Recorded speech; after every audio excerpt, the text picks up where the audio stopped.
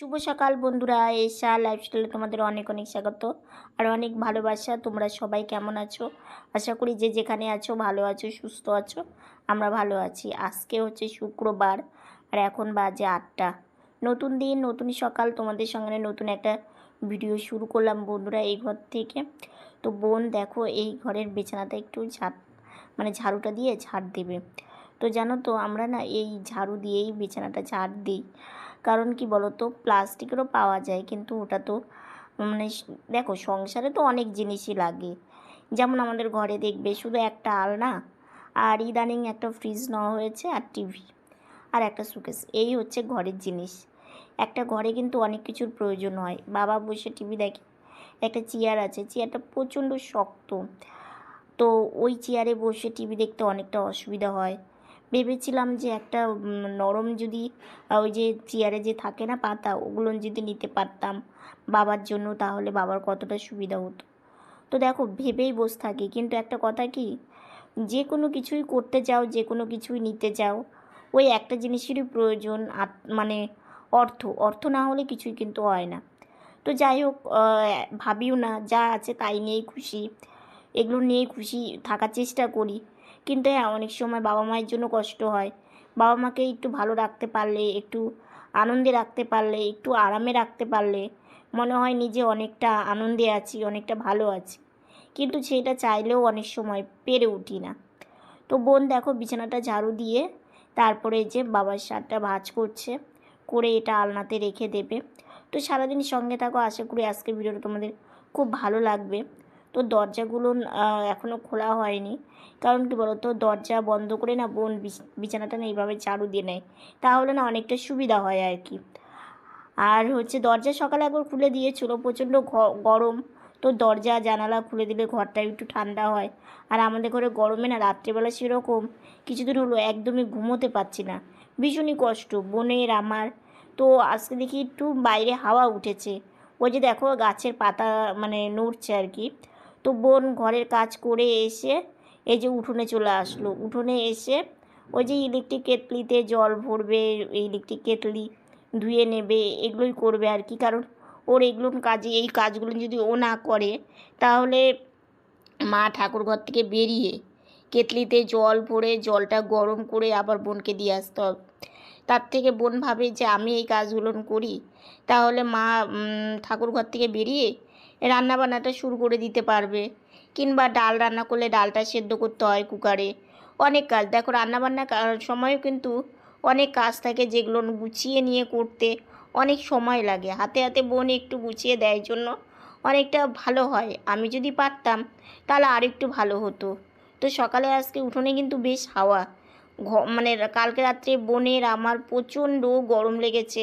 একবার ভেবেছিলাম যে এত গরমে মশারি টাঙাবো না, কিন্তু মশারি আবার অনেক সময় না টাঙালে থাকা যায় না। কারণ কি বলো তো, ঘরের পাশে আমাদের ড্রেন, প্রচণ্ড মশা, থাকা যায় না, খুব অসুবিধে।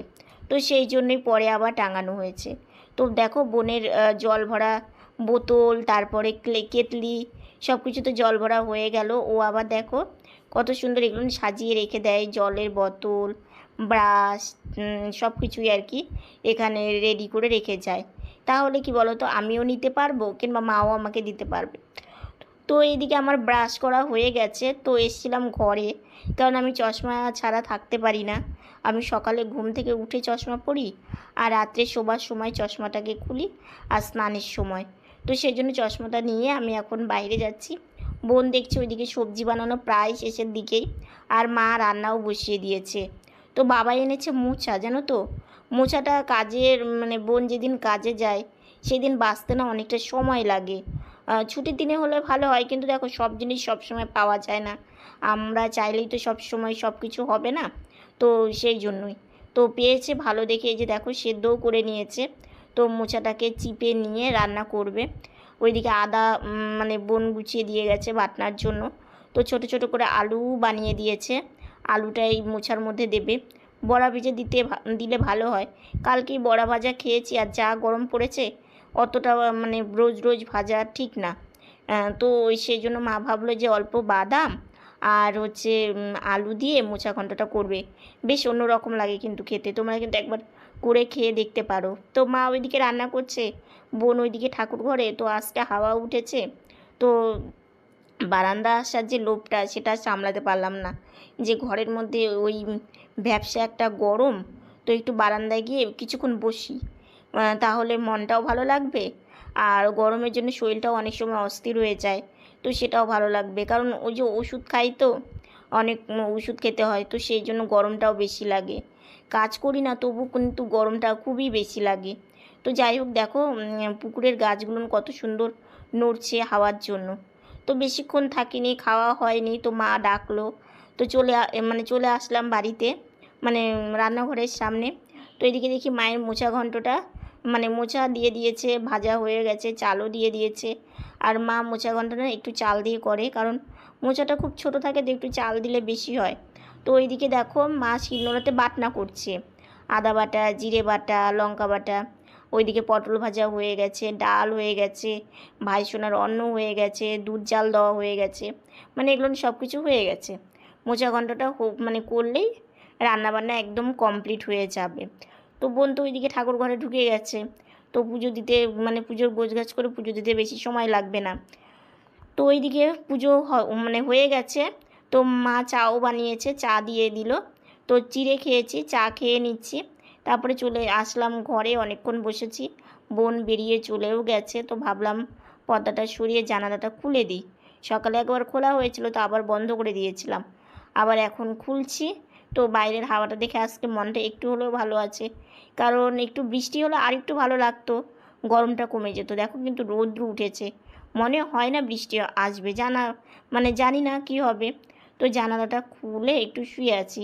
তো ওইদিকে আবার লাইটটাও বন্ধ করতে হবে। তো ওইদিকে স্নানে যাব, মা জামাটা শুকিয়ে গেছে রেখে দিয়েছে। আর দেখো বনি বিছানাটা গুছিয়েছে, আমি শুধু মশারিটা গুছিয়ে রেখে দিয়েছি। আর ওই যে পায়ের কাছে যেই বালিশ নিয়ে ওগুলো গুছিয়ে রেখেছি। তো এইদিকে লাইটটাও বন্ধ করে দিলাম। তো স্নানে যাব। স্নান করা হয়ে গেছে, স্নান করে আজকে না সাজুগুজু করে এসে বসি, কারণ এখন যদি না মানে সাজি তাহলে কী হবে বলো তো, সারাটা দিনে আর সাজার সময় পাই না, আর মানে একটা আলসামি চলে আসে, আর মুখে একটু কিছু না মাখলে দেখো ভালোও লাগে না। তো চলো, তোমাদের মোচা ঘন্টটা ফাইনাল দেখাতে পারিনি। তো দেখো জল শুকিয়ে যে এরকম হয়েছে, মোচা ঘন্টটা বেশ ভালো লাগে খেতে। আর পটল ভাজা, লেবু, ডাল, ভাত। তো এই হচ্ছে আজকে আমাদের রান্নার মেনু। তো এটা দিয়েই খেয়ে নিব। আর বাইরে সেই রোদ উঠেছে, হাওয়া আছে কিন্তু রোদ উঠেছে, প্রচণ্ড গরম, ফ্যান না ছাড়া থাকাই যাচ্ছে না। তো স্নান করে এসেই মা আমাকে ভাত বেড়ে দিতে, ওইদিকে আমি সাজুগুজু করলাম। তো এখন হচ্ছে খাওয়া দাওয়া করবো, মা বাসন মাজবে, তারপরে একটু রেস্ট নিবো, ভিডিওর কাজ করবো, এগুলো নিয়ে মানে সারাটা দিন ব্যস্ত করলেই যায় আর কি। ঠিক আছে, আমি খেয়ে নিই।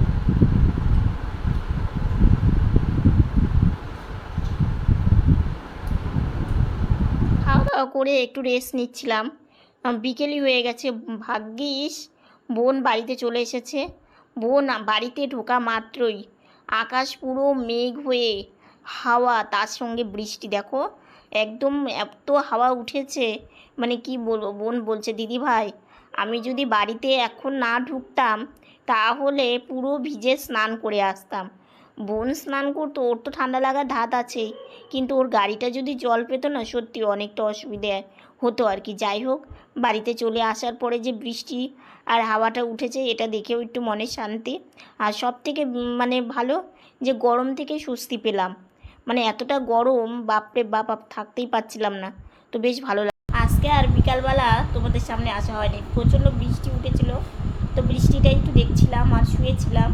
তারপরে চা মুড়ি খেলাম, তারপরে এখন লিপস্টিক পরা দেখছো, লাইভে এসেছিলাম। তো তোমরা যারা যারা লাইভটা দেখো নি দেখে আসতে পারো। আর গরমের জন্য না ওই ঘরে থাকতেই পারলাম না, না পেরে এই ঘরে এসেছি জানো তো। তো এই ঘরেই শুয়ে থাকবো রাত্রি অবধি, মানে রাত্রে খাবার অবধি আর কি। তারপরেও হচ্ছে ওই ঘরে যাব। আর এই ঘরটা একটু হলেও ঠান্ডা, যেহেতু এই যে বাইরের যে দরজাটা আছে, এইটার জন্যই অনেকটা এই ঘরটা ঠান্ডা থাকে। তো গাড়িটা এখানে রাখা আছে, বোন বুঝতে পারবে সময় মতো। আর আমি একটু শুয়ে থেকে রেস্ট নিব। আর এই ঘরে এবার কালকে রাত্রে না একটা ঘটনা হয়েছে, তো তোমাদেরকে বলবো পরে, ঠিক আছে। আর এখন একটু রেস্ট নেই, টিভি অত দেখি না আর কি, কারণ মন মানসিকতা অত ভালো থাকে না, সেই জন্য। তো মা দেখো এই যে এটা এনে দিয়েছে ওই ঘর থেকে, কারণ লাইভ করছিলাম, পিঠ পুরো পুরো লেগে যাচ্ছিলো, একভাবে শুয়ে থাকতেও পারি না, একভাবে বসে থাকতেও পারি না। তো যাই হোক, এখন একটু মানে রেস্ট নেই। বৃষ্টিটা হওয়ার পরে একটু হাওয়া উঠেছে, কিন্তু গরম সেভাবে কমেনি। আর আমাদের ঘরে না ফ্যানের হাওয়া একদমই মানে গায়ে লাগে না। তোমাদেরকে বললাম না ফ্যান নিয়ে একটা ঘটনা, সেই ঘটনাটা এখন বলছি তোমাদেরকে। কালকে রাত্রে জানো তো ঘুমিয়েছি মাঝরাত্রে, তখন মানে ঘড়িটা আমাদের ঘরে না জিরো জ্বলে, কিন্তু ঘড়িটা না খুব একটা বোঝা যায় না, তাও 2-3টে আন্দাজে এরকম একটা হবে আর কি। মানে দেখো আমাদের ঘরে নেই বড় স্ট্যান্ড ফ্যানটা, আমাদের ঘরে যেহেতু গরম বেশি সেহেতু বড় স্ট্যান্ড ফ্যানটা আমাদের ঘরে না নিলে থাকা যায় না। এবার স্ট্যান্ড ফ্যানটা একটাই, আর ছোট একটা সাদা টেবিল ফ্যান আছে, তোমরা এর আগেও দেখেছো সাদা টেবিল ফ্যানটা। তো ওটা খারাপ হয়ে গেছিলো, তারপরে মানে একটা দাদাকে বললাম, তো দাদার অনেক কাজ পড়ে গেছিলো, ওই জন্য দাদা আসতে পারেনি। সেই ফ্যানটা নিয়ে আবার আর একটা কাকু আছে দোকান, ওই দোকানে অনেকটা আমাদের বাড়ি থেকে অনেকটা দূর। তো এবার গরমে দেখো ফ্যান ছাড়া তো থাকা যাবে না, শুধু মানে উপরের ফ্যানের ভরসায় থাকা যায় না। তো সেই জন্য ওই দাদার মানে কাকুর কাছ থেকে ফ্যানটা সেরে নিয়ে আসলাম, তো ঠিকঠাকই ছিল। তো এবার কী হয়েছে, কালকে হঠাৎ করে মানে রাত তখন কটা হবে, 2-3টে এরকমই হবে দেখি, মানে হঠাৎ করে নিচে পড়ে আছে ফ্যানটা। তো এবার মানে বাবা জাগনা পেয়ে গেছে, মা জাগনা পেয়ে গেছে, ইভেন আমরাও জাগনা পেয়ে গেছি, মানে সবাই হঠাৎ করে জাগনা পেয়ে শুনছি ফ্যান নিচে পড়ে আছে। এবার ফ্যানটা তো বাবা হচ্ছে একটা টুলের উপর রাখে, মানে আমাদের টুল আছে প্লাস্টিকের, ওই টুলের উপরে কাঠের টুল একটা আছে, তো ওটা একটু কেমন যেন একটু অকেজো টাইপের হয়ে গেছে। তো বাবা আবার কি করেছে, ওর উপরে একটা পিঁড়ি দিয়েছে যাতে একটু উঁচুটা বেশি হয়।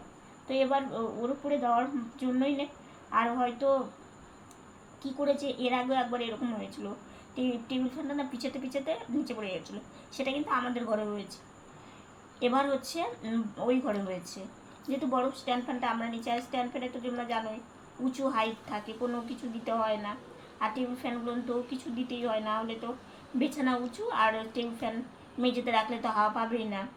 তো এবার মানে কোনো কিছুতেই পুরো পিঁড়ি থেকে টুল থেকে মানে নিচে পড়ে গেছে, পড়ে ঘুরছে।